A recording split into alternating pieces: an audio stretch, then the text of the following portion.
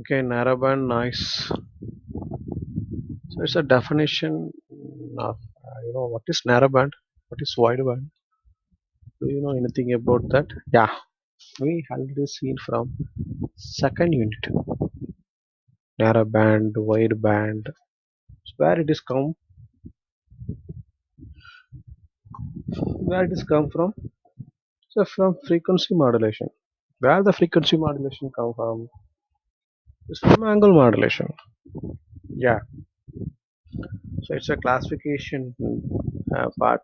It is started from first unit. You know, so continuous modulation, discrete modulation. So under the continuous modulation, split it into two: amplitude modulation, angle modulation.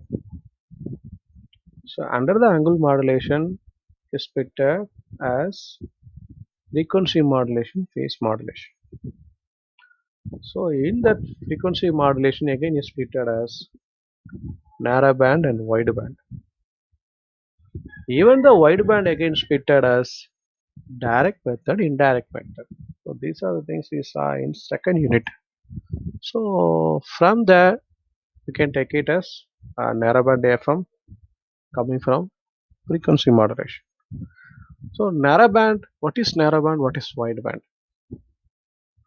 So this narrowband and wideband classified by modulation index.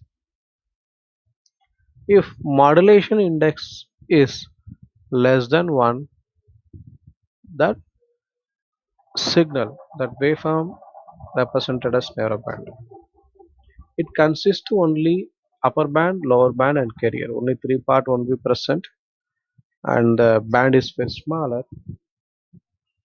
Uh, Mainly this narrowband used in police, wireless communication, ambulance, taxi. So there the narrowband is used. What about wideband? Wideband, the modulation index is more than 1, then we can say that is a wideband. More than 1 means we just consider as 1.5, 2.5, 3, 4, whatever it may be. It's more than 1. Even the wideband, it is not just a upper band and lower band. It's a n number of bandwidth present in that waveform. That is called as wideband. So that's the main difference between narrowband and wideband. Narrowband is a less than 1, that modulation index, and wideband is more than 1, that's a modulation index. So this narrowband, it has a smaller bandwidth, and we have to calculate the noise of this narrowband. A random process x of t, the bandpass or narrowband random process, the special, the power spectral density x of f is non-zero only in a small neighborhood of the some high frequency fc determined index signals. Okay, note the x of t, the bandpass signal, because zero mean. Now what is mean value? It's a single x of t, single signal. The average we can calculate it from random process signal, that is called as mean. The mean indicated as mean, and here ex of t is equal to 0. That's the value of mean.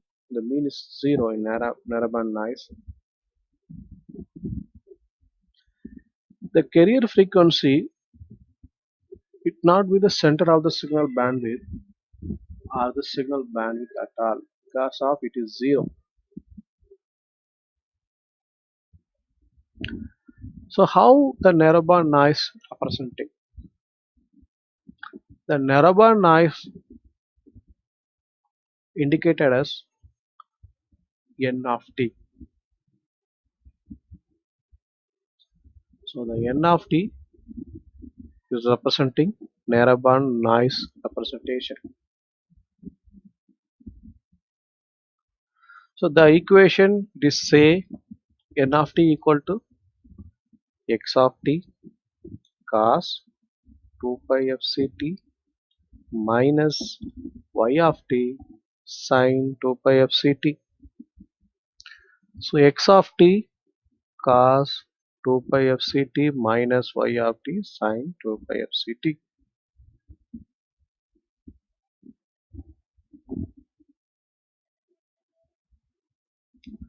So what is x of t and y of t?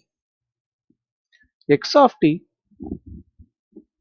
is a signal and y of t is another signal. So there are two signals dealing with this narrowband noise representation, and that every signal, x of t, it has a cos.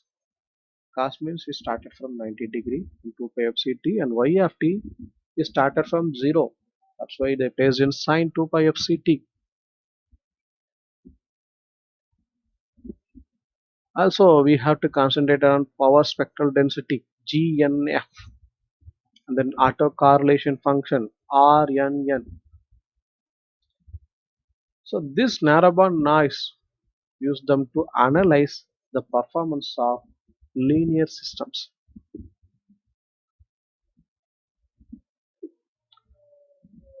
So in practice, it deals with multiplication and nonlinear operation and system analysis.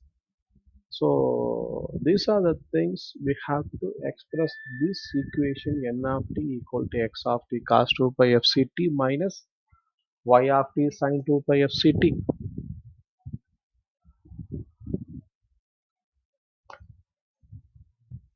where cutoff frequency within the band might be it is occupied. In previous, when we started the cutoff frequency, it would be center of the cutoff, center of the bandwidth. Then the mean value is 0, and now they are saying the cutoff, the carrier frequency within the band, the noise occupied. So what is the x and y? It's a quadrature component of the noise. So what is quadrature component of the noise? So what is quadrature component of the noise? It's nothing but the Hilbert transform. So what is Hilbert transform? Hilbert transform is 90-degree phase shift. So that is called as Hilbert transform. So n of t is n cap of t. So Hilbert, basically Hilbert transform. If it is x of t, that is transforming to x cap of t. Similarly, here n of t is a nice narrowband noise representation n of t. That is, if you go into transforming to Hilbert, the 90-degree phase shift, that n will be changed as a n cap of t. So that the equation hn of t equal to x of t. Previously the x of t has cos value. Now it is changed as in 90-degree phase shift. The cos, the value changed as sine, and cos sine value is changed as a cos. The x of t is sine 2 pi f c t plus y of t cos 2 pi f c t. See the previous equation. So that equation changed by Hilbert transform. So this is narrowband noise representation.